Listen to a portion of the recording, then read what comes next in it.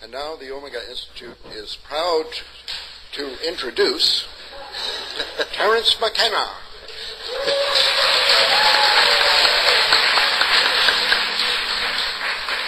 In the red tights.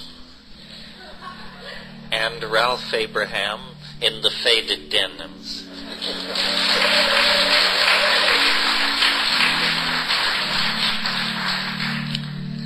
And the rules of the game are simple indeed. One of us will talk for a bit, then the other will talk for a bit. It's called getting a word in edgewise. That's what my mother used to say. Then we'll both talk for a bit, and then you'll be invited to ask questions for a bit. And the topic is the World Wide Web, the Internet, and the Millennium. Well, the Millennium is simply a speed bump in our calendar, which is an artificial timekeeping construction that is the largest frame in which our culture operates. The Internet is a technological artifact, the literal exteriorization of the human nervous system, brought into being by forces of big science and big capitalism and big military strategic thinking, and now in the service of a global information marketplace. And it like all new technologies, is the focus of fantastic hopes and fantastic amounts of hyperbole. The Internet seems particularly to draw this kind of extreme rhetoric to itself, because it seems to many people, whether they consciously realize it or not, to be the fulfillment of an almost religious agenda. This is a platonic superspace. We can fling the defiled body away and become archons of a kind of new informational Gnosticism and shed our connections to the material world and move off into a domain of platonic perfection under the rule of art and law. It's a grand Faustian dream, a very deep strain in the Western psyche that cyberspace appeals to and indeed seems to make manifest. On the other hand, it raises all kinds of challenges to all the values that have been created in the past, because the past 500 years has been about the exploration of the print-created space that McLuhan called public space, the space of rational discourse and academic dialogue and democratic deliberation. That space is being collapsed, remolded, transformed by the Internet, which seems to be more anarchical and less hierarchical, more the fringes are thrown into high relief by the political processes favored by the Internet, rather than a molding of consensus through single-minded devotion to special cultural icons.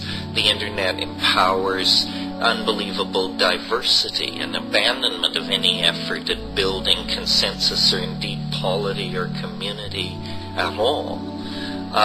So the chance met or synchronistic occurrence of the millennial turning and the rise of the Internet is a fertile area for discussion and speculation.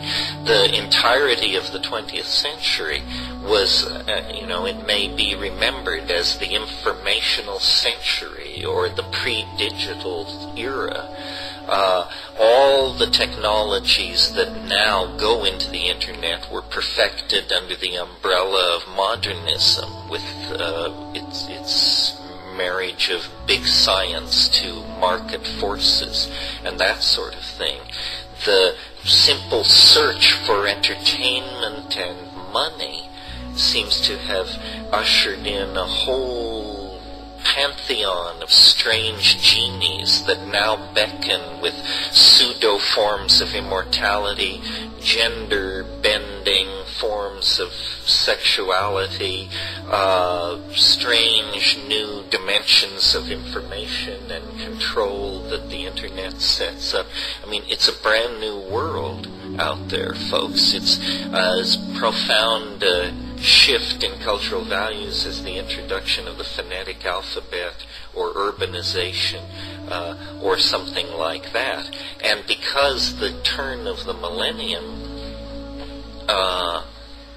wants to insist itself around an agenda the way an oyster insists itself around a piece of grit to make a pearl, inevitably the obsession of the new century is some combination of the internet, nanotechnological engineering, biotechnological engineering, all of these new technologies united under the theme of information, transformation of information. And so what seems to be dawning is an entirely new set of social and cosmological values where information is primary, more primary than gravity or light or matter. Information somehow precedes all of that. Life cannot be life without the inherent information in DNA. Physics cannot be physics without the information-carrying capacity of the electromagnetic field. Information is recognized as primary, and language then, both human languages and computer languages in a constant state of evolution, become the carriers of some kind of eschatological hope. So I'll just bring this to a close by saying, I think try as we might to trivialize the internet and its relationship to the millennium, that really one is the new archon that the other heralds and predicts.